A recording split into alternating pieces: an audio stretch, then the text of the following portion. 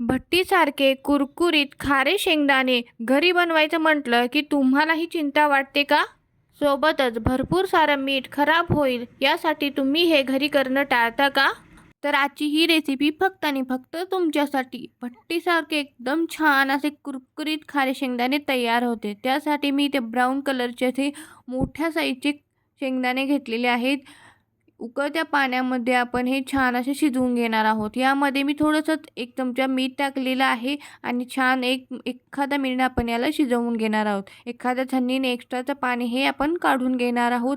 त्यानंतर आपण हे फॅन खाली अर्धा तास असं सुकवून घ्यायचं आहे, जेणेकरून जे वरचं मॉइश्चर आहे ते निघून जाईल. ते करून शेंगदाणे भाजताना आपल्याला प्रॉब्लेम होणार नाही. हे मी शिजवण्याच्या 2 पद्धती सांगितलेल्या आहेत.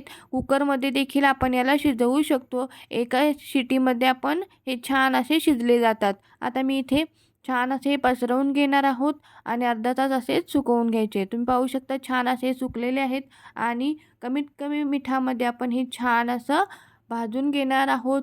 मी इथे अर्धी वाटीत मीठ घातलेले आहे आणि छान असे 2 ते 3 मिनिटं आपण भाजून घ्यायचं आहे. एखाद्या छन्नीने आपण हे एक्स्ट्राचं मीठ छानून घेणार आहोत आणि हे उरलेलं मीठ आहे ते आपण बेकिंगसाठी वापरू शकतो. याची डिटेल रेसिपी मी आपल्या चॅनलवरती अपलोड केलेली आहे. तुम्ही तिथे जाऊन पाहू शकता.